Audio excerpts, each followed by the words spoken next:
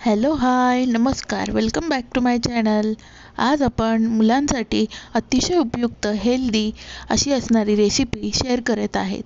तर रेसिपीचं नाव आहे बीटरूट गाजर चिला किंवा तुम्ही बीटरूट आणि गाजराचे धिरडे असे देखील म्हणू शकता. साहित्य पाहूयात काय. इथे मी 1 ते 1.5 बीट घेतलेला आहे. त्याची साल काढून त्याला पील ऑफ करून चांगलं असं किसून घेतलेलं आहे.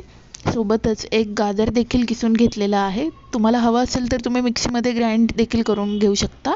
सोबतच 1 वाटी बेसन पीठ घेतलेलं आहे आणि 1.5 वाटी बाजरीचं पीठ इथे घेतलेलं आहे.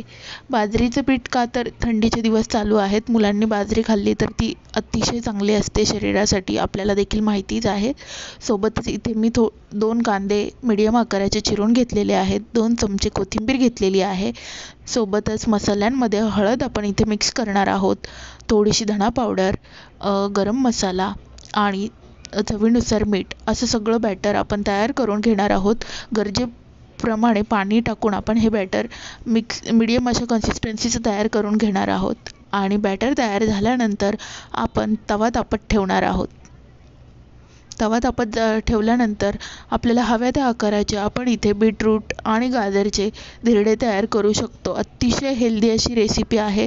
मुलं ज्यावेळी गाजर बीट खाण्यासाठी नकार देतात तर त्यांना उपयुक्त असे फायदे मिळण्यासाठी आपण अशा प्रकारची रेसिपी नक्कीच ट्राय करू शकतो.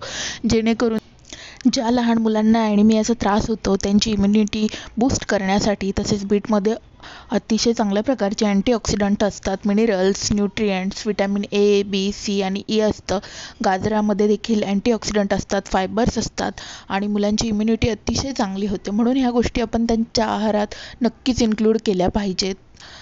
त्यासाठीच मी ही रेसिपी आज तुमच्यासोबत शेअर केलेली आहे. तर तुम्हाला हव्या त्या आकारामध्ये छान प्रकारे हे बनवू शकता. रेसिपी कशी वाटली मला कमेंट करून नक्की कळवा. Thank you so much.